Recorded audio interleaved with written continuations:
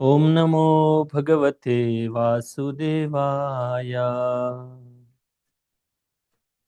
ओम नमो भगवते वासुदेवाय।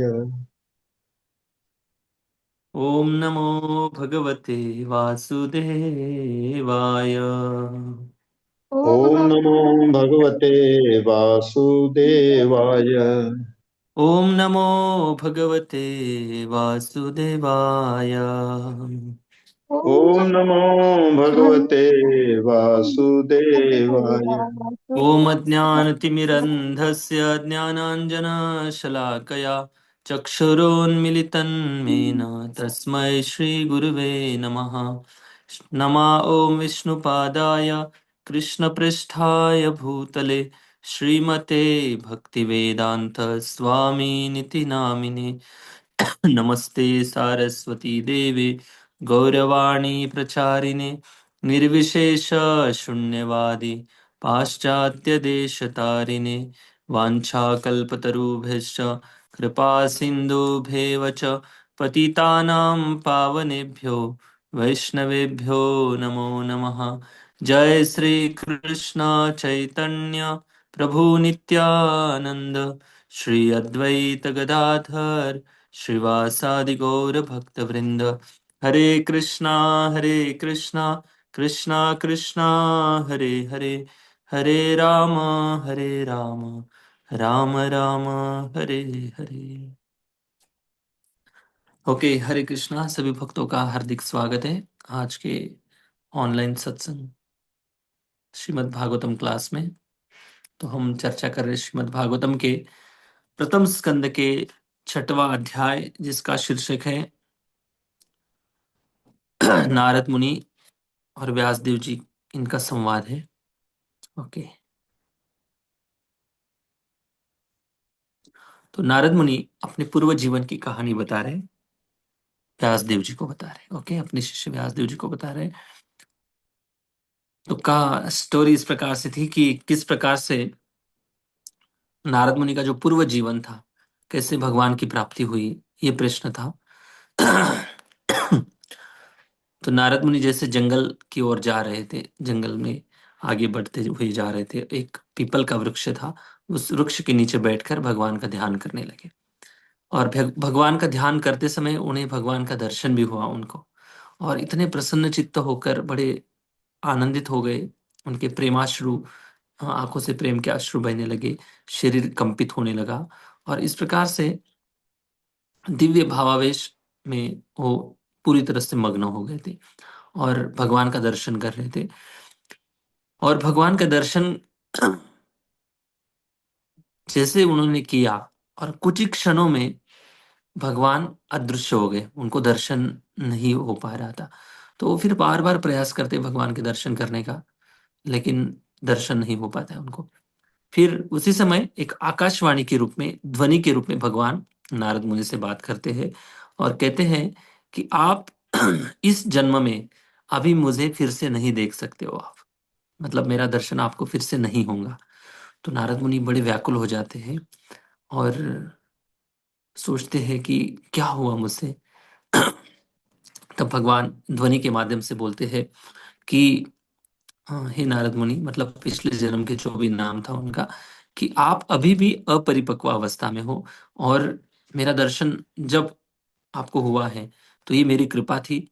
और ये कृपा इसलिए दी गई थी कि पुनः आप भक्ति की तीव्रता बढ़ाएंगे और मुझे प्राप्ति की जो लालसा है फिर से जागृत करेंगे, और तब आप मेरा दर्शन फिर से कर पाओगे। तो ये बात भगवान नारद मुनि को समझाते हैं। ठीक है।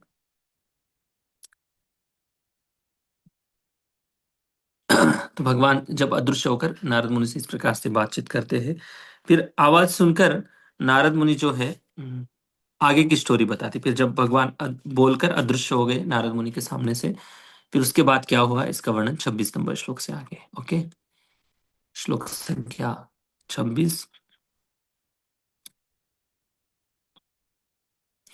नामान्यनन्तस्य ह तत्र पापठन् नामामनन्तस्य नामान्यनन्तस्य तत्र पठनम् गुह्यानि भद्राणि कृतानि च स्मरन्। गुह्यानि भद्राणि कृतानि च स्मरणम् गां पर्यटनस्तुष्टमनागतस्पृहा। गां पर्यटन सुष्ठमनागतस्पृह कालं प्रतीक्षन् विमदो विमत्सरः। कालं प्रतीक्षण विमदो विमत्सरः। हाँ देखिए, अभी नारद मुनि बता रहे कि नामान्य नंतस्य हतत त्रपः पठन।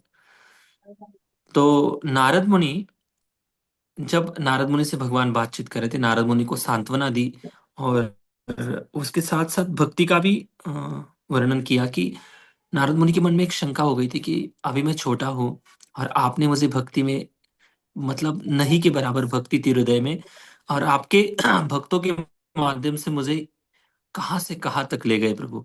और नारद मुनि को डर ये था कि शायद मेरा अगर अगला जन्म होगा तो मैं इस जन्म की भक्ति को भूल जाऊंगा।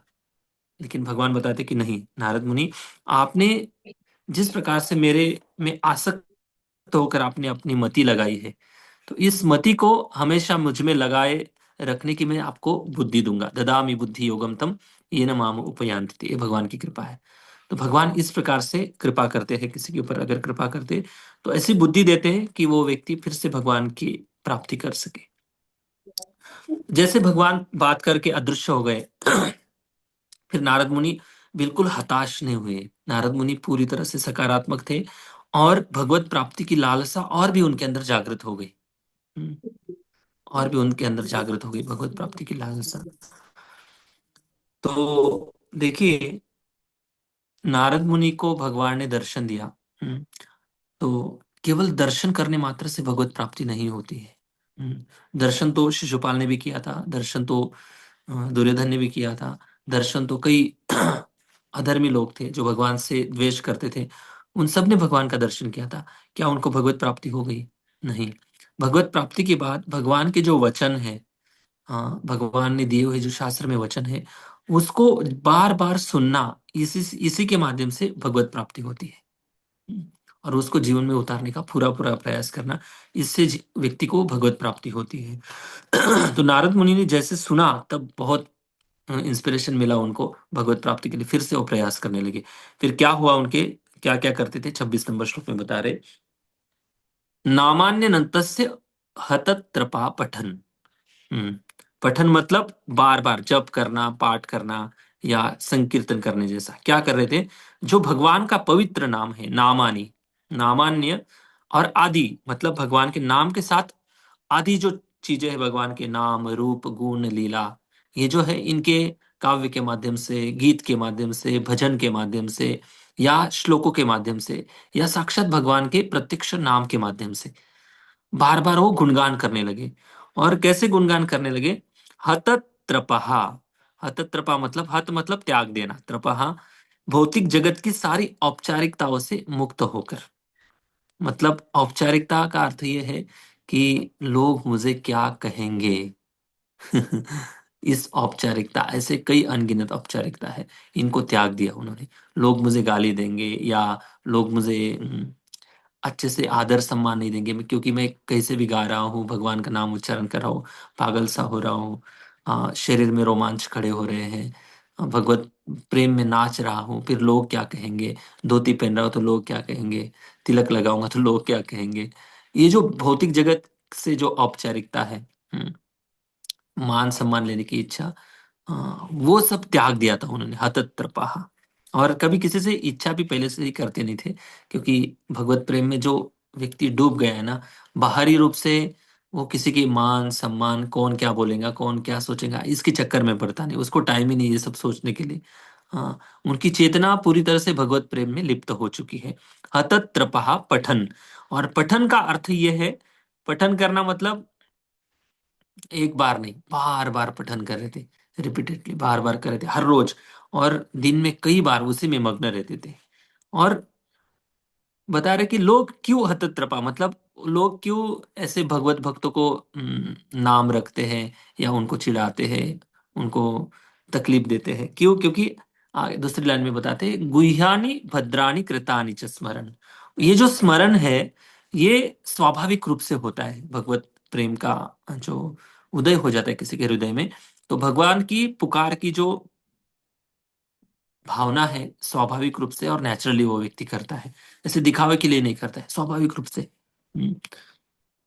तो क्यों लोग जानते नहीं कि ये कितनी बड़ी चीज है भगवत प्रेम की। नाम रूप गुण लीला में कितनी मिठास है, कितनी दिव्य चीज है, ये लोग जानते नहीं। इसलिए गुह्यानी शब्द प्रयोग किया गया है। गुह्य अणि मतलब ये भगवान का जो नाम है, ये गुह्य है, लोगों के लिए गुह्य है। ये अनुभव करेंगे तब समझेगा कि भगवान के नाम में सच में मिठास है। हाँ, लोग अगर हम बोलेंगे कि भगवान का नाम सच में मीठा है, वो बोलेंगे कि आप कुछ भी बोल रहे हो। नाम कभी मीठा होता है? खाने पीने की चीजें मीठी होती है क्योंकि उनकी चेतना उसी में अटकी, खाने पीने की चीजों में। हाँ, तो जब तक वो अनुभव नहीं करेंगे तब तक उनके लिए ये सारे भगवान की लीला और भगवान का नाम रहस्यमय रहता है। और जब वो अनुभव करेंगे यार सच में, तुकाराम महाराज जी लिखते हैं, गोड़ तुझे रूप गोड़ तुझे नाम। रूप गोस्वामी लिखते हैं, मधुरम मधुरेभ्योपि। सच में भगवान का नाम मधुर है। कब ये अनुभव करेंगे लोग? जब नाम संकीर्तन में भाग लेंगे, नाम का जप करेंगे। इसलिए उनके लिए सारा गुह्य है। लेकिन अगर कोई व्यक्ति ऐसे गुह्य नाम का जप करता है, भद्राणी, भद्राणी मतलब ये सबका कल्याण करने की क्षमता रखता है। भगवान का संकीर्तन जो है सबका कल्याण करते हैं। और ऐसे कल्याणप्रद नाम जो है, च तथा स्मरण, निरंतर मैं स्मरण करने लगा। ये नारद मुनि व्यासदेव जी को बता रहे हैं। क्योंकि अभी भगवान ने अपना दर्शन दे दिया, तो नारद मुनि जैसे कोई भूखा व्यक्ति किसी अन्न प्राप्ति के लिए जैसे तड़पता है, प्राप्ति के लिए, किसी व्यक्ति की प्राप्ति के लिए कोई प्रेमी व्यक्ति तड़पता है, वैसे ही नारद मुनि अभी भगवत प्राप्ति के लिए तड़प रहे हैं। इसलिए आध्यात्मिक जीवन में अगर कोई छोटी मोटी रुचि मिल रही है ना, उस रुचि को पकड़कर साधक फिर से भगवत भगवत प्राप्ति के लिए बहुत ज्यादा प्रयास करता है। इसलिए किसी न किसी कारण से रुचि प्राप्ति के लिए तड़पना चाहिए। थोड़ी तो भगवान नाम में रुचि दे दे, उनके लीला में रुचि दे दे, कुछ ऐसा अकस्मात अनुभव दे दे। उस अनुभव के कारण व्यक्ति हमेशा भगवत प्राप्ति के लिए सकारात्मक रहता है, कभी वो डिस्करेज नहीं होता है। हम्म। गाम पर्यटनस्तु स्ट मना गतस्पृहा। गांव मतलब शहरों में या पृथ्वी पर ऐसे विचरण करते थे, अलग अलग गांवों में, अलग अलग शहर में। पृथ्वी पर बोल रहे हैं, शहर की बात नहीं, क्योंकि वो जंगल में थे। पृथ्वी पर इधर उधर विचरण कर रहे थे। पर्यटन, घूम रहे थे। तुष्ट मना, हाँ, पूरी तरह से संतुष्ट थे। हम्म, ऐसा नहीं कि कोई घूम रहा है मतलब कुछ प्राप्ति के लिए घूम रहा है व्यक्ति। घूमते हैं ना लोग धन के लिए, कुछ ना कुछ कारण से लोग घूमते रहते हैं, वैसे नहीं तो घूम रहे थे। नारद मुनि आनंद के कारण, संतुष्टि के कारण एक जगह से दूसरी जगह पर घूम रहे थे। और गतस स्पृहा, स्पृहा मतलब भौतिक कामना, इच्छा, पूर्ण रूप से भौतिक इच्छाओं से मुक्त थे नारद मुनि। ऐसे बता रहे कि मैं पूरी तरह से भौतिक इच्छाओं से मुक्त था। गतस स्पृहा, गत मतलब पूरी तरह से निकल गई थी भौतिक इच्छाएं। और भगवान के नाम में आनंद में मैं विचरण करते रहता था पूरी पृथ्वी पर। और साथ साथ केवल विचरण करते रहता था नहीं, लेकिन वो लक्ष्य को कभी नहीं भूले। तो उनका लक्ष्य क्या था? लास्ट वाली लाइन में देखिए, कालम प्रतिक्षण विमदो विमत्सरः। कालम, काल का अर्थ है कि उस समय की वो प्रतीक्षा कर रहे थे जिस समय भगवान उनको बोल कर गए थे। कौन सी बात बोल कर गए थे भगवान? भगवान ने बोला था कि इस शरीर में मतलब इस जन्म में आप जब तक हो तब तक आप मेरा दर्शन नहीं कर सकते। फिर ये जब शरीर छूटेगा आपका, मतलब जब आपकी मृत्यु हो जाएंगी, उसके बाद आपको भगवत पार्षद का शरीर मिलेगा। ये भगवान ने बोला था। पिछले कुछ श्लोकों में देखना, आपको दे श्लोक मिल जाएगा। तो आपको साक्षात भगवत पार्षद का शरीर मिलेगा। तो उस भगवत पार्षद के शरीर प्राप्ति की जो तीव्र इच्छा है उनकी, भगवत धाम जाने की जो तीव्र इच्छा है, उस तीव्र इच्छा का वो काल का, उस काल का प्रतिक्षण, हम्म, प्रतिक्षण मतलब हर समय वो सोचते रहते थे कि कब मुझे भगवत पार्षद का शरीर मिलेगा, कब मुझे भगवत पार्षद का शरीर मिलेगा। और ऐसा नहीं कि वो सोच रहे थे कि मैं अभी भगवत प्राप्ति हो जाएगी मुझे। हम्म, तो बड़े गर्वित हो गए थे, अभी मैं शुद्ध भक्त बन गया, बाकी लोग तो मेरे पीछे साथ कुछ भी नहीं है, मैं तो उनको क्यों ये वैल्यू दूं, ऐसा नहीं। बिल्कुल गर्व से रहित होकर प्रतिक्षण ऐसे सोच रहे थे कि कब मुझे इस शरीर को त्याग कर मैं भगवत प्राप्ति करूंगा। विमदो, विमद मतलब, मद मतलब गर्व, और वी का मतलब नहीं। उनके अंदर मद नाम की कोई चीज नहीं थी, गर्व नाम का कोई चीज नहीं था। ऐसा नहीं कि वो अपने आप को बहुत बड़े मान रहे थे। मुझे मेरा सम्मान करने वाले लोग चाहिए क्योंकि मुझे अभी अभी भगवान ने दर्शन दे दिया। आप लोगों को तो अभी तक भगवान का दर्शन हुआ नहीं, मतलब आप अपरिपक्व हो। ये भक्ति की लाइन में बिल्कुल ऐसे कैरेक्टर वाले लोग दिखेंगे ही नहीं आपको। हाँ, जो शुद्ध भक्ति के मार्ग पर चलने वाले लोग हैं ना, उनके अंदर कुछ अलग ही क्वालिटी दिखाई देंगी। जो संसार में जनरली लोग, इतने लोग लालायत थे। महाराज जी बताते हैं कि एक हमारे गुरु महाराज बताते हैं जी, एक हिमालय की सभा में आए थे, और उस सभा में कई अलग अलग प्रकार के संप्रदाय के मुख्य मठाधीश गुरुजन आए थे, और वे अपना अपना एक मत रख रहे थे।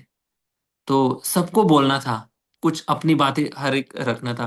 फिर ऐसे ही बात करते करते उस सभा में झगड़ा हो गया। तो महाराज ने देखा कि अभी भी मुझे और आगे सफर करना है ताकि मैं अच्छे गुरु की खोज कर सकूं। तो ये बातें हैं।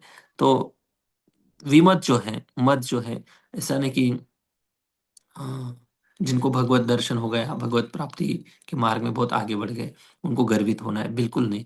नारद मुनि यहाँ पर सिखा रहे, बड़े विनम्र बन जाते हैं। जिनको भगवत दर्शन हो गया है, जिनको भगवत प्राप्ति हो गई, वो तो बड़े विनम्र बन जाते हैं। वो अपने आप को कभी भक्त मानते ही नहीं। इतने दैन्यता आ जाती है उनके अंदर कि वो अभक्तों को भी भक्त मानते हैं। हम्म, वो सोचते हैं कि बस ये अज्ञान में है, फिर कुछ दिन के बाद भगवत प्राप्ति के मार्ग पर अगर चलेंगे तो इनको भी भगवत प्राप्ति हो जाएंगी। हम्म, विमत्सरः, विमत्सरा मतलब मत्सर मतलब द्वेष करना। विमत्सरा मतलब द्वेष नहीं करना। वो किसी का भी द्वेष नहीं करते थे।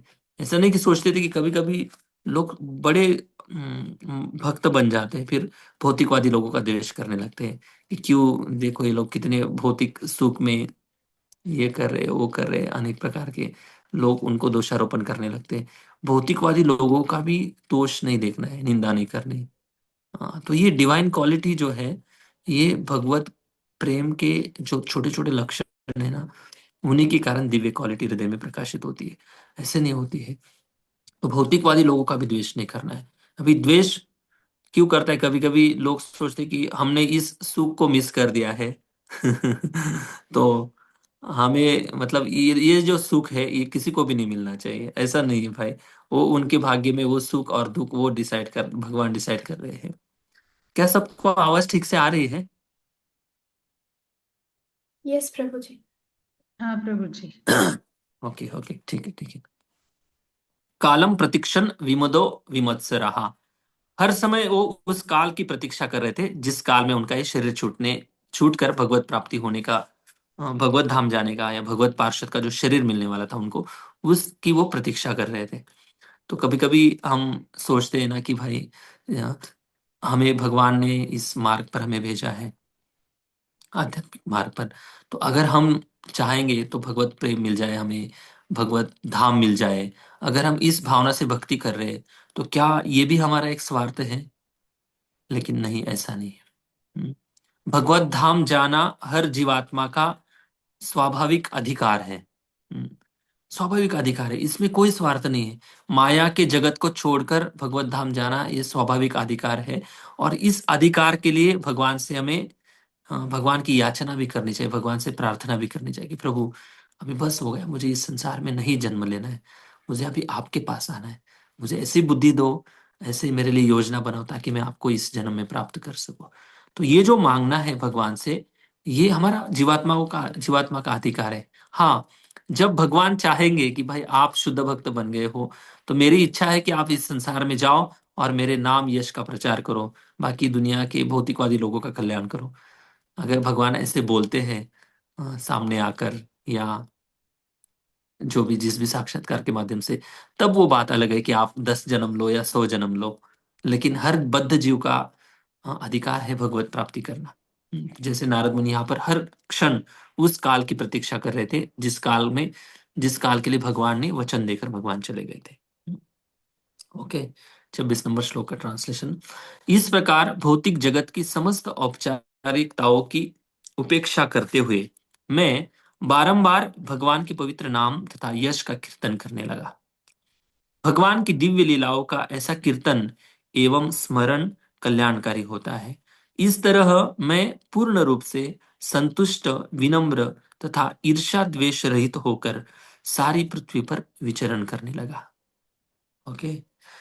तो इस प्रकार से नारद मुनि व्यासदेव जी को बता रहे हैं भगवान ने दर्शन करने के बाद मैंने क्या किया। ठीक है, ये तात्पर्य पढ़िए। यश तो है। तात्पर्य, नारद मुनि ने अपने व्यक्तिगत उदाहरण द्वारा भगवान के निष्ठावान भक्त के जीवन का संक्षेप में वर्णन किया है। ऐसा भक्त भगवान से या भगवान के प्रामाणिक प्रतिनिधि से दीक्षा ग्रहण करने पर भगवान की महिमा का गंभीरता पूर्वक कीर्तन करता है और सारे संसार में विचरण करता है, जिससे अन्य लोग भी भगवान की महिमा का श्रवण कर सकें। ऐसे भक्तों को भौतिक लाभ की कोई इच्छा नहीं रहती। उनकी एकमात्र इच्छा होती है कि वे भगवान के धाम को वापस जाएं। यथा समय भौतिक शरीर को त्यागने पर उन्हें यह अवसर प्राप्त होता है। क्योंकि भगवत धाम को वापस जाना उनके जीवन का परम लक्ष्य रहता है, अतः वे न तो किसी से ईर्ष्या करते हैं, न ही भगवत धाम जाने के लिए सुयोग्य होने का उन्हें अभिमान होता है। उनका एकमात्र व्यवसाय भगवान के पवित्र नाम, यश तथा लीलाओं का कीर्तन तथा स्मरण करना और अपनी वैयक्तिक क्षमता के अनुसार भौतिक लाभ की इच्छा से रहित होकर दूसरों के कल्याण हेतु संदेश का प्रचार करना होता ये भगवत भक्त की क्वालिटी होती है कि वो गंभीरता पूर्वक भगवान के कीर्तन करता है भगवान, क्योंकि इस संसार से भगवत धाम जाने का उनका एक सफर होता है। और भगवत धाम जाना जो है हर एक जीव का एक अधिकार है, भगवत प्राप्ति करना। अगर कोई साधना भक्ति अच्छे से कर रहा है तो धीरे धीरे वो भी भगवत प्राप्ति के लिए योग्य बन जाता है। इसका मतलब वो अन्य लोगों का द्वेष करता है, दूसरों को कम दर्शाता है, ऐसा बिल्कुल नहीं। वो भी भौतिकवादी लोगों को भी देखने का जो नजरिया है ना उसका, बहुत दया से देखता है दुनिया को। हाँ, वो सोचता है कि बुडते हे जग न पहावे डोळा म्हणून येतसे कळवळा। ये मराठी में तुकाराम महाराज जी का पंग है कि ये जो दुनिया है ना, ये डूब रही है। किस में डूब रही है? विषयों की वासना में लोग डूब रहे हैं। फिर इसमें इतने परेशान है, इतने परेशान है, लोगों को लगता है कि हम सच में इसी में सुखी हो जाएंगे एक दिन, लेकिन कभी संभव नहीं है। हम्म, ये जो डिप्रेशन है भौतिक संसार का, इन्हीं विषय वस्तुओं के भोगने के कारण आता है। तो इससे वो लोग निकले और भगवत प्रेम इनको भी प्राप्त हो, क्योंकि वो भगवत प्रेम का खुद सुख का जो अनुभव कर रहे होते हैं, उस वो जो सुख है वो दूसरों को देना चाहते हैं। हम्म, इसलिए वो किसी का द्वेष नहीं करते हैं। और द्वेष करना भी बहुत भयानक है। देखेंगे आगे कैसे रिएक्शन मिलती है द्वेष की। अभी नारद मुनि बता रहे कि भगवान ने मुझे इस प्रकार से वचन बोलने के बाद मैंने क्या क्या किया, भगवान नाम का यश कीर्तन करते रहा। आगे जाकर नारद मुनि बताते कि ये जो शरीर है, ये जो भौतिक शरीर में मैंने किस प्रकार से छोड़ा था। हम्म, और छोड़ने के बाद मुझे कैसे भगवत पार्षद का शरीर मिला, इसका वर्णन 27 नंबर श्लोक में है। ठीक है, तो नाम साधना जो है ना सभी के लिए बहुत इंपॉर्टेंट है। इसलिए जितनी जैसी उम्र बढ़ती है ऐसा लगता है कि अभी हम मृत्यु के नजदीक जा रहे हैं, तो नाम बहुत ज्यादा बढ़ा देना चाहिए। बाकी जितनी भी संसार मैनेजमेंट की जिम्मेदारी है वो बच्चों पर सौंप देना चाहिए। नाम की संख्या जितना बढ़ाएंगे उतने हम भगवान के पास नजदीक जाएंगे। और भागवतम का श्रवण, भागवतम का पठन, ऐसी प्रार्थना जो गाओ ताकि हमारी चेतना उस प्रार्थना के अनुसार बन जाए। नारद मुनि हमें ये सिखा रहे कि नारद मुनि हर समय उस काल का स्मरण कर रहे थे, प्रतिक्षण। कब वो दिन आएगा जिस दिन मैं इस भौतिक शरीर को छोड़कर भगवत पार्षद का शरीर प्राप्त करूंगा। अभी देखिए 27 नंबर श्लोक में किस प्रकार से उनका शरीर छूटता है। 27 नंबर श्लोक।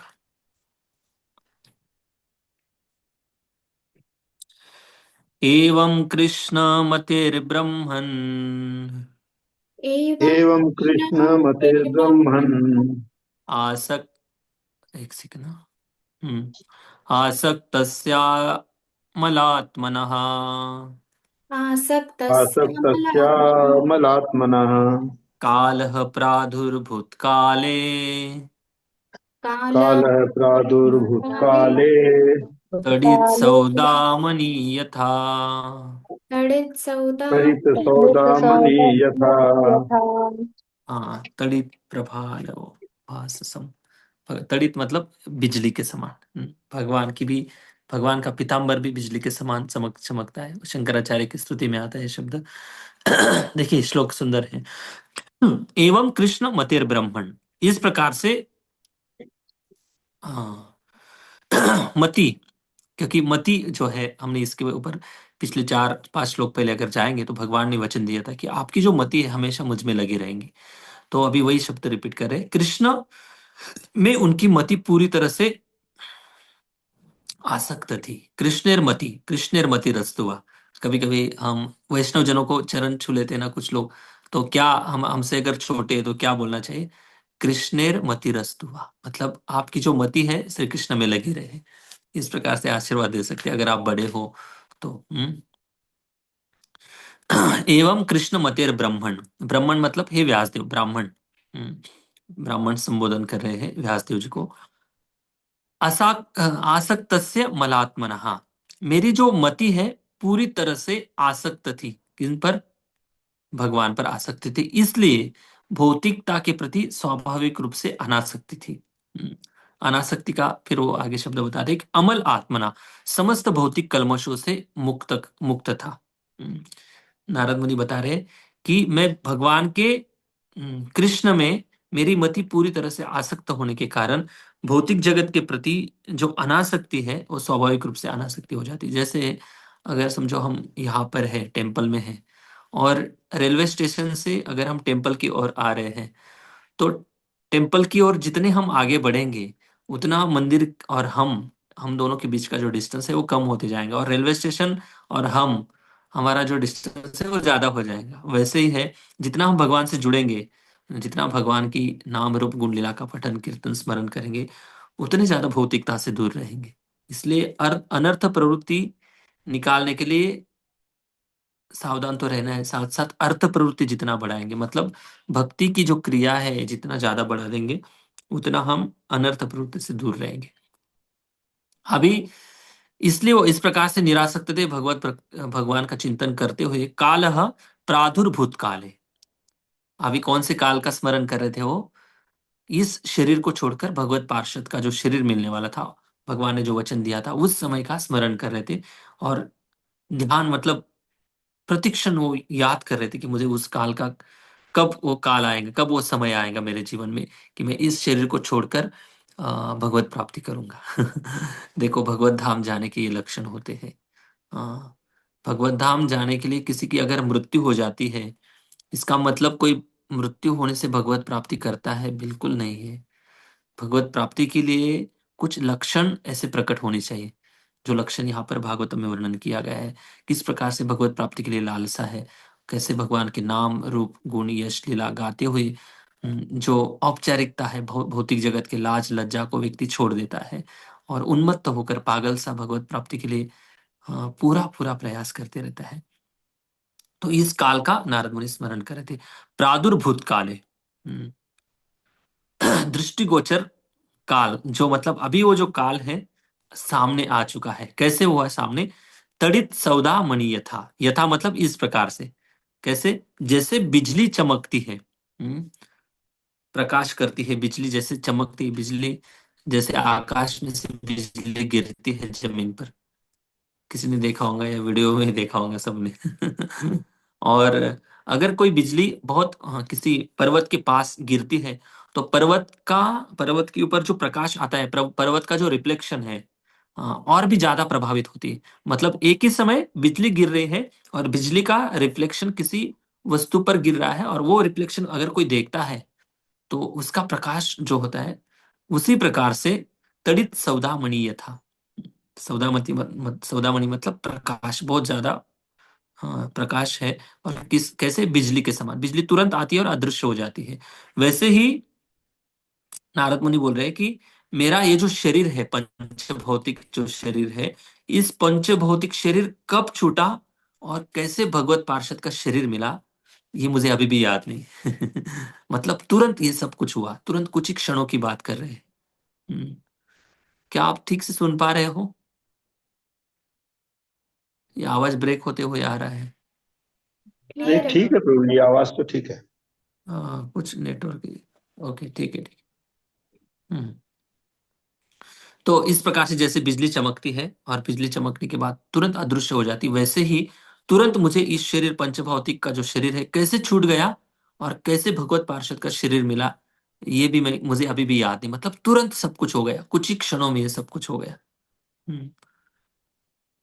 और नारद मुनि को यहाँ पर ऐसे बिल्कुल नहीं लग रहा है कि अभी मेरी मृत्यु आने वाली है और मैं हाथ पैर मार रहा हूँ, कोई बहुत ज्यादा डर लग रहा है।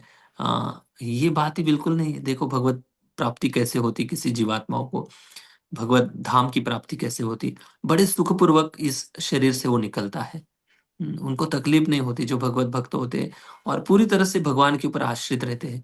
उनको गारंटी होती कि भगवान निश्चित रूप से मेरी रक्षा करेंगे और भगवान निश्चित रूप से मुझे भगवत धाम जाने के लिए प्रयास में सफल बनाएंगे। तो भगवान के ऊपर पूरी तरह से आश्रित होता है और उसके पहले कई उनको दिव्य साक्षात्कार हो जाते हैं, जिस साक्षात्कार के आधार पर वो निश्चिंत हो जाता है कि मुझे भगवत प्राप्ति होंगी।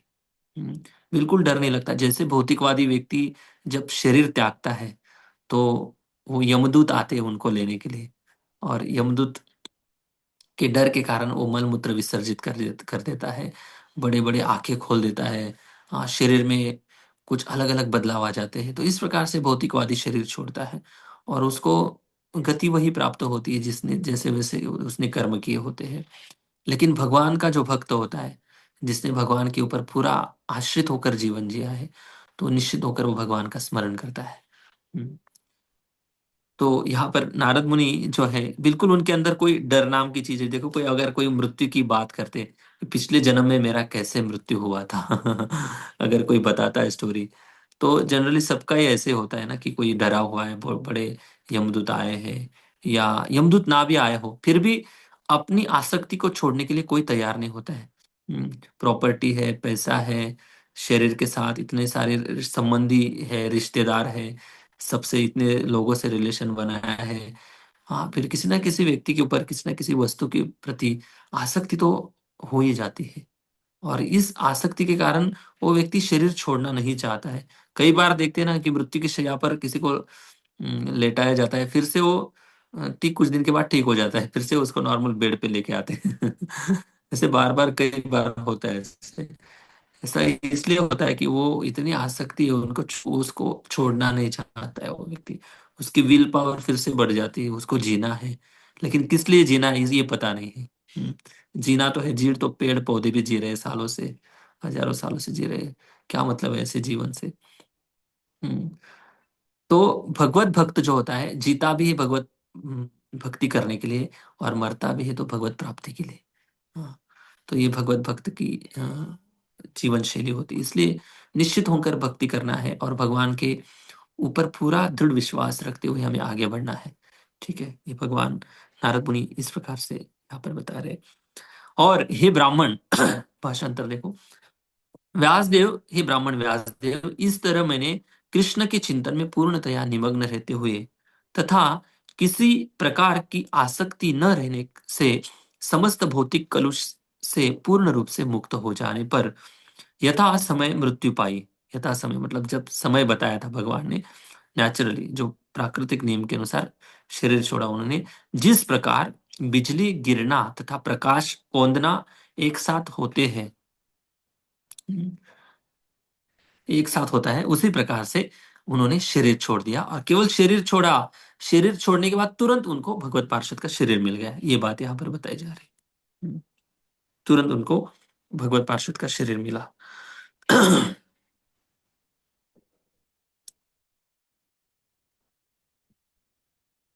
यस, पढ़ी तात्पर्य। यस प्रभु।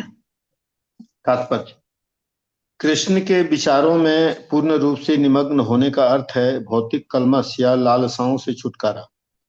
जिस प्रकार किसी धनी व्यक्ति की छोटी छोटी चीजों की परवाह नहीं रहती, धनी व्यक्ति को छोटी छोटी चीजों की परवाह नहीं रहती, उसी प्रकार से भगवान कृष्ण का भक्त भी शाश्वत जीवन, ज्ञान तथा आनंद से युक्त भगवान के धाम जाने के प्रति आश्वस्त आश्वस्त तथा प्रफुल्लित रहने के कारण छोटी छोटी बातों की लालसा नहीं करता, क्योंकि ये सब वास्तविकता की पुतलिकाएं या छाया मात्र होती हैं और उनका कोई अस्थायी महत्व नहीं होता। आध्यात्मिक दृष्टि से सुसंपन्न व्यक्तियों का यही लक्षण होता है, और समय के साथ जब शुद्ध भक्त पूर्ण रूप से सन्नद्ध रहता है तो एकाएक शरीर का परिवर्तन होता है, जिसे सामान्य रूप से मृत्यु कहा जाता है। शुद्ध भक्त के लिए ऐसा परिवर्तन बिजली के समान होता है और उसकी चमक उसके साथ ही उसके पीछे दिखती है। कहने का अर्थ यह है कि परम की इच्छा से भक्त का भौतिक शरीर उसी समय बदलता है और उसके आध्यात्मिक शरीर का विकास हो जाता है। यहाँ तक कि मृत्यु के पूर्व भी शुद्ध भक्त को कोई भौतिक आसक्ति नहीं होती, क्योंकि उसका शरीर उसी प्रकार आध्यात्मिक बन जाता है जिस प्रकार अग्नि के संपर्क में रहने से लोहा लाल अग्निवत हो जाता है। मतलब इस संसार में जीते हुए उसको भगवत प्राप्ति के लक्षण दिखाई देते हैं। जैसे अ, किसी की जो चेतना है ना, उसी चेतना के अनुसार उसको अगला शरीर मिल जाता है। समझो, मैं अक्सर ये उदाहरण देता हूँ। समझो हम इस हॉल में बैठे हैं, तो हॉल के बाहर अगर किचन है कुछ, वहां पे गरम गरम कोई पकोड़े बना रहा है, और पकोड़े की स्मेल हमें आ रही है, हम सुगंध ले रहे हैं। तो हम भले इधर बैठे हैं सभा में, लेकिन मन किधर जा रहा है? बार बार वो सुगंध की ओर जा रहा है, मन जा रहा है ना। तो हम कहाँ पे हैं? हमारे गुरु महाराज बताते हैं कि हम, हमारा मन जहाँ पे है वहीं पे हम है। शरीर तो भौतिक है ना, पंच महाभौतिक है शरीर में। जहाँ पे हमारा मन है वहीं पे एक्चुअल हम निवास कर रहे हैं। तो वैसा ही है, इस भौतिक संसार में, इस शरीर में भले हम निवास कर रहे हैं, लेकिन मन अगर हमारा भगवत धाम में है तो निश्चित रूप से हम वहीं पे हैं। तो ऐसे ही लक्षण है कि वो व्यक्ति भी भगवत प्राप्ति कर सकता है। ओके, इस 28 नंबर श्लोक।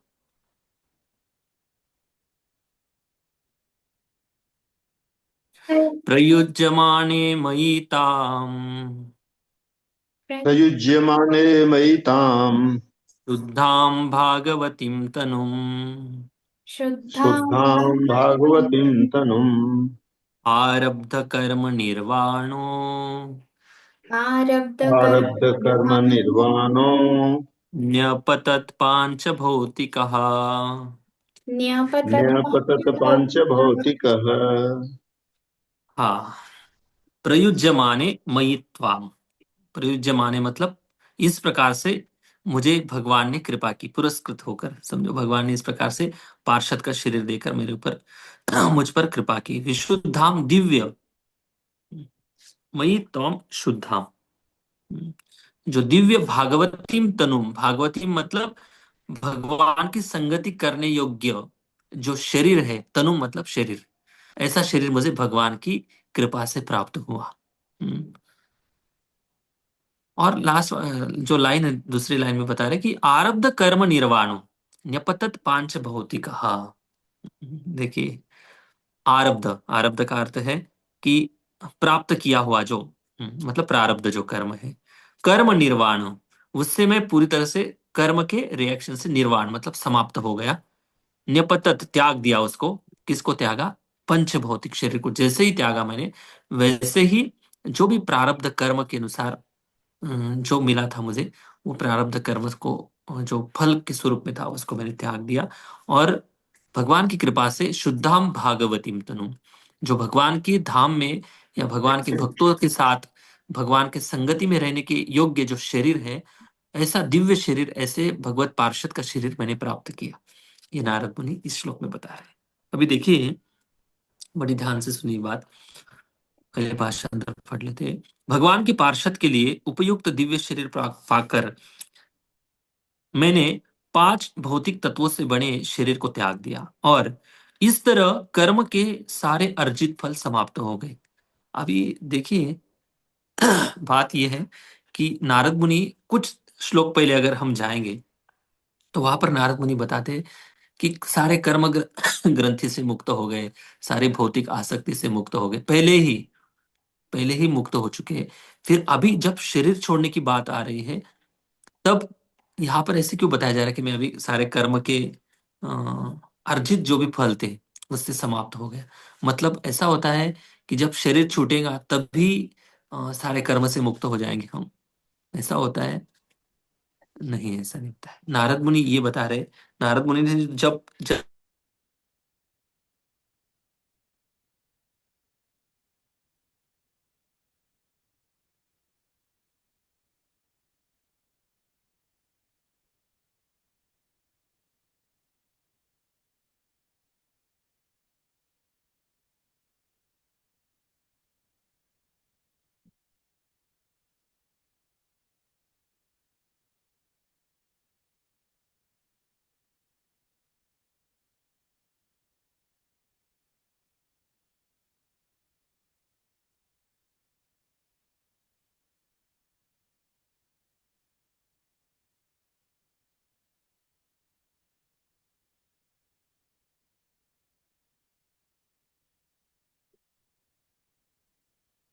हरे कृष्णा कृष्णा हरे हरे, राम हरे राम राम राम।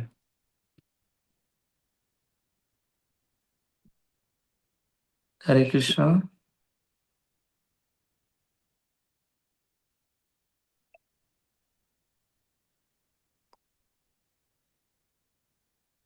हरे कृष्णा कृष्णा कृष्णा हरे हरे, हरे राम राम राम हरे। ओके, पता नहीं क्या हुआ नेटवर्क। अभी आवाज आ रही सबको मेरी? यस प्रभु। यस हाँ प्रभु प्रभु जी, जी, आ आप रहे हैं। Thank you. वही नेटवर्क प्रॉब्लम था कुछ ना। हाँ, हरे कृष्ण, फिर से टॉपिक पर आ जाते हैं। हाँ, ये बता रहा था मैं कि नारद मुनि या भी मृत्यु जो हो रही है, शरीर छोड़ रहे हैं, तब उनके कर्म सारे नष्ट हुए, कर्म के रिएक्शन नष्ट हुए, ऐसे बोल रहे हैं। लेकिन ऐसा नहीं है।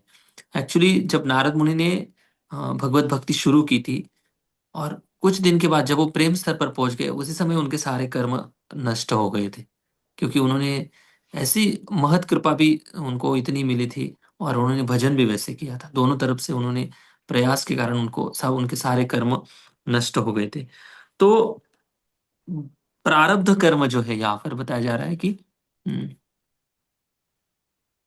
अर्जित कर्म मतलब पूर्व जीवन के जो अर्जित फल थे। अर्जित फल का मतलब प्रारब्ध है। तो तीन प्रकार के कर्म होते हैं। एक तो संचित कर्म, दूसरे है प्रारब्ध कर्म, और तीसरे है क्रियामान। तीसरा है क्रियमान कर्म, राइट। क्रियमान, प्रारब्ध और संचित। तो जैसे कैसे काम करते देखिए, बड़ा थोड़ा ज्यादा बड़ा विषय है। संचित जो कर्म है, संचित कर्म जो है, अगर कोई व्यक्ति भगवत शरण में आ जाता है, भगवान की शरण में आ जाता है, या शुद्ध भक्त की शरण में आ जाता है, और भक्ति के मार्ग पर चलने लगता है, तो उसके भक्ति के भगवान की कृपा से संचित कर्म नष्ट हो जाते हैं।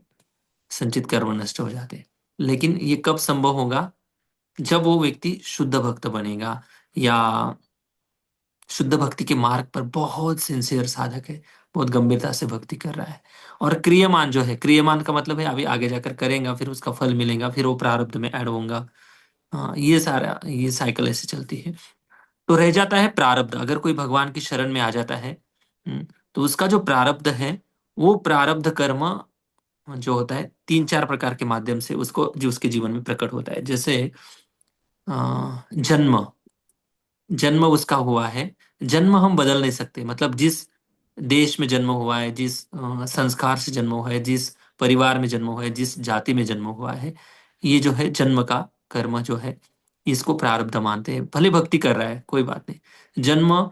दूसरा है उसके जीवन में जो भोग मिलने वाला है, हम्म, उसके जीवन में जो सुख दुख सब कुछ आने वाला है, ये भी जो होता है उसके लाइफ में आता है भोगने के लिए। तीसरा है जन्म भोग, हाँ, और शरीर, शरीर के साथ जो भी उसको शरीर मिला है, समझो कोई अंधा है व्यक्ति, तो अगर कोई भक्त भी बन जाता है अंधा व्यक्ति, तो वो अंधेपन से बाहर नहीं निकल सकता, है ना। उसको भोगना पड़ता है प्रारब्ध के हिसाब से। या कोई अ, लंगड़ा व्यक्ति है, हैंडीकैप है, उसको भी प्रारब्ध के रूप में भले कितने भी शुद्ध भक्त बन जाए, अगर कोई उसको जन्म से ही कोई अंधा है, जन्म से ही कोई हैंडीकैप है, तो ये निर्धारित है प्रारब्ध या आयु, उसकी जो उम्र है वो भी तो निर्धारित है। तो ये कुछ चीजें जो है प्रारब्ध के हिसाब से आती है और उसको व्यक्ति को भोगते हुए आगे बढ़ना होता है। लेकिन बात यह है कि भगवान की कृपा से भगवान की शरण में अगर आ जाते हैं, तो जैसे कोई शॉवर डायरेक्ट हमारे ऊपर आने वाला है, तो भगवान भगवान बीच में फिल्टर लगा देते हैं। तो उसके जो रिएक्शन है, जैसे हम भक्ति में गंभीर बनते जाते हैं, साधना भक्ति अगर हम अच्छे से करते हैं, हम्म, तो साधना भक्ति अच्छे से अगर करते हैं तो उसका रिएक्शन कम होते जाता है। फिर आगे जाकर साधना भक्ति अगर हम बहुत अच्छे से करते हैं, या एक निष्ठ भावना से भजन करते हैं, एक निष्ठ भावना से अगर भजन कर रहे हैं, तो सारे प्रारब्ध कर्म भी नष्ट होने की क्षमता भजन में है। समझ गए ना? संचित तो नष्ट हो जाएंगे भगवत शरण से, प्रारब्ध भी नष्ट हो सकते हैं, लेकिन कब? जब हम एक निष्ठ भाव से, अनन्य भाव से और एक चित्त भाव से, मतलब भगवान को ही केंद्र स्थान मानते हुए और किसी की भक्ति नहीं करनी, केवल भगवान की शरण में आए हैं, भगवान के वचनों पर विश्वास रखते हुए बहुत गंभीरता से भजन की मात्रा भी ज्यादा बढ़ाते हुए अगर कोई भक्ति कर रहा है, तो उसके प्रारब्ध भी नष्ट हो सकते हैं। तो इतने इतनी क्षमता भजन में है। तो जैसे जैसे व्यक्ति आगे बढ़ता है साधना भक्ति में, वैसे वैसे उसके कर्म भी नष्ट होते जाते हैं, उसके कर्म के रिएक्शन जो है वो भी नष्ट होते जाता है। फिर उसको निश्चित रूप से भगवत प्रेम जैसे प्राप्त होता है। तो भगवत प्रेम जब प्राप्त हो जाता है, तो उस समय के उसके हृदय के आत्यंतिक अनर्थ निवृत्ति हो जाती है। मतलब उसके सुप्त रूप से इच्छाएं भी नष्ट हो जाती है, हृदय के पाप करने की इच्छा, पाप का बीज जो भी है सब कुछ नष्ट हो जाता है और पूरा हृदय क्लीन हो जाता है। लेकिन तब संभव है जब भगवान का नाम रूप गुण लीला का बहुत ज्यादा उसने भजन किया है, चिंतन किया है। इसी के प्रभाव के ऊपर हृदय शुद्धि होती है। ओके। तो इस प्रकार से कर्म का जो ये है नारद मुनि के जीवन में पहले ही समाप्त हो चुका था। हम्म, लेकिन अभी इसलिए बोल रहे हैं कि कर्म अर्जित जो मुझे मिला था, क्या कर्म अर्जित मिला था? कर्म अर्जित के रूप से क्या मिला था? दासी पुत्र का शरीर मिला था। मतलब नारद मुनि अगर दुनिया को कितना भी बताए कि मैं भगवान का शुद्ध भक्त हूं, लेकिन दुनिया तो यही देखेंगी ना कि आप दासी के पुत्र थे। क्या समझ पा रहे हैं ना आप? तो ये बात है। तो ये जो जन्म अर्जित जो पूर्व जीवन के प्रारब्ध के कुछ कर्म होते हैं, वो ऐसे ही होते ही है। हाँ, तो उसको इसी प्रकार से थोड़ा टॉलरेट करते हुए निकल जाते हैं, लेकिन उसका जो सुख का और दुख का जो प्रभाव है उनके ऊपर नहीं होता है। अगर कोई उनको बोलता है कि कुछ भी चिढ़ाता है जाति के नाम से, जन्म के नाम से, शरीर के नाम से, उनके ऊपर कोई फर्क नहीं पड़ता है। अगर कोई अफ्रीकन शुद्ध भक्त बन गया है, लेकिन अफ्रीकन शरीर देखकर कोई व्यक्ति उनको निग्लेक्ट करता है या उनका द्वेष करता है या कुछ भी करता है, तो उनको फर्क नहीं पड़ता है, क्योंकि वो भक्ति के बहुत ऊंची लेवल पर पहुंच गए। शरीर भले उनका इस भौतिक जगत के कोई अलग अलग विभिन्न जाति प्रजाति देश प्रदेश में हुआ हो, इससे उनको कोई फर्क नहीं पड़ता है। उनके ना सुख का ना दुख का परिणाम होता है उनके ऊपर। लेकिन उनका उनका अगर कोई व्यक्ति द्वेष करता है, उनकी अगर निंदा करता है, तो उनके जो अ, क्या बोलते हैं उसको, दो प्रकार के कर्म होते हैं ना, कि एक होता है अ, सुकृत्य और दुष्कृत्य। सुकृत्य मतलब अच्छे कर्म और दुष्कृत्य मतलब गलत कर्म पिछले जीवन के। जो दुष्कृत्य कर्म है, जो उनकी निंदा करता है, उनके माथे पे वो चला जाता है दुष्कृत्य कर्म और ऐसे शुद्ध भक्त उससे मुक्त हो जाते हैं। इसलिए भगवान के जो महान भक्त है उनकी निंदा नहीं करनी। इसलिए बोला जाता है बार बार कि किसी की निंदा नहीं करनी, भक्तों की तो बिल्कुल नहीं करनी, ध्यान से रहना है। अगर कोई निंदा करता है तो उनका जो दुष्कृत कर्म का फल है उनको गिफ्ट के रूप में मिल जाता है। ओके। तो ये बात है। और सुख जो कर्म है, सुख रूपी पुण्य कर्म जो उनका है, वो उसको स्वीकार नहीं करते हैं, क्योंकि उनको भगवत प्राप्ति की लालसा है। भले उनके अंदर कोई भी ऐसी अपॉर्चुनिटी आती है, कुछ भी ऐसी, तो वो नमस्कार कर देते हैं। और कर्म भी ऐसे जबरदस्ती उनके ऊपर हावी नहीं होता है। वो अगर इच्छा हो तो स्वीकार कर सकते हैं, अगर नहीं इच्छा है तो वो चले जाते हैं। कुछ समय का उनका टाइम रहता है प्राप्त करने का, अगर नहीं लेना चाहते तो नहीं मिलता है उनको, उनकी इच्छा के ऊपर है। क्योंकि जीवात्माओं को हर समय स्वतंत्रता दी गई होती है।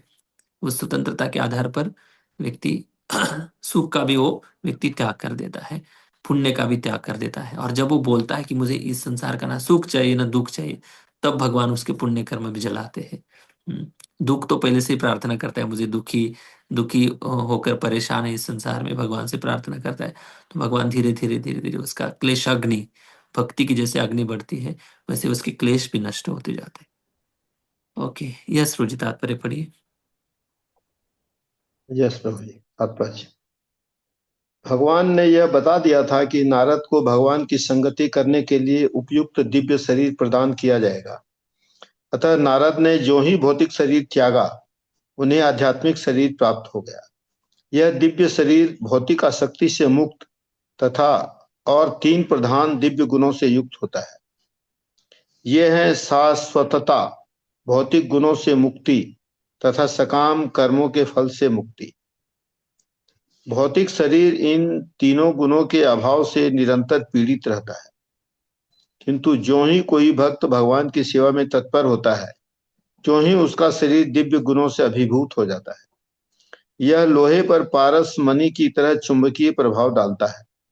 दिव्य भक्तिमय सेवा का प्रभाव भी उसी तरह होता है। फलतः शरीर परिवर्तन का अर्थ है शुद्ध भक्त पर भौतिक प्रकृति के 3 गुणों की प्रतिक्रिया की समाप्ति। शास्त्रों में ऐसे अनेक उदाहरण मिलते हैं। ध्रुव महाराज, प्रहलाद महाराज तथा अन्य अनेक भक्त इसी शरीर से भगवान का साक्षात्कार कर सके। इसका अर्थ यह हुआ कि भक्त के शरीर का गुण भौतिक से दिव्य में बदल जाता है। प्रामाणिक शास्त्रों के आधार पर प्राधिकृत गोस्वामियों का यही अभिमत है। ब्रह्म संहिता में कहा गया है कि इंद्रगोप कीट से लेकर स्वर्ग के महान राजा इंद्र तक सारे जीव कर्म के नियम के अधीन हैं और उन्हें अपने अपने कर्मों के फल को भोगना पड़ता है। केवल भक्ति ही सर्वोपरि सत्ता पुरुषोत्तम भगवान की अहेतु की कृपा से इन कर्म बंधनों से मुक्त है। तो भगवान का जो भजन है ना बहुत पावरफुल है, बहुत ज्यादा पावरफुल है। कर्मकांड तो उनके सामने कुछ भी नहीं है।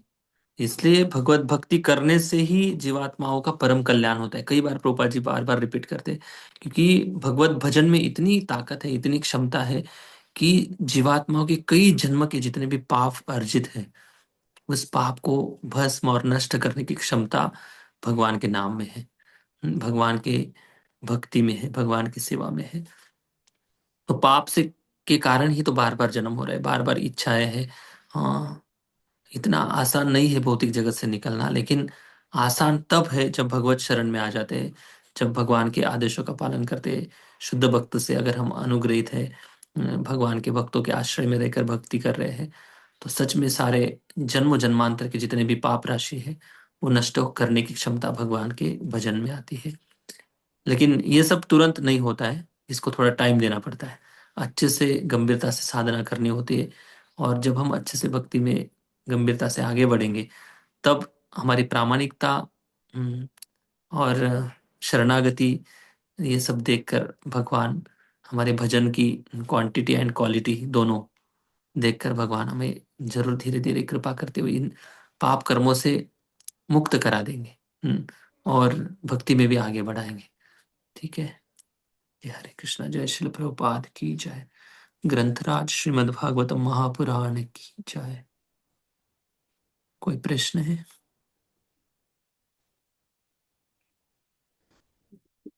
श्री राधे। कोई प्रश्न नहीं है। Thank you. हरे कृष्ण।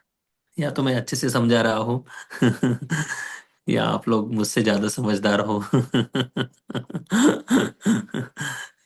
दोनों में से एक तो जरूर हो सकता है थैंक यू। हरे कृष्णा। कल सबको अच्छा लगा गीता पठन?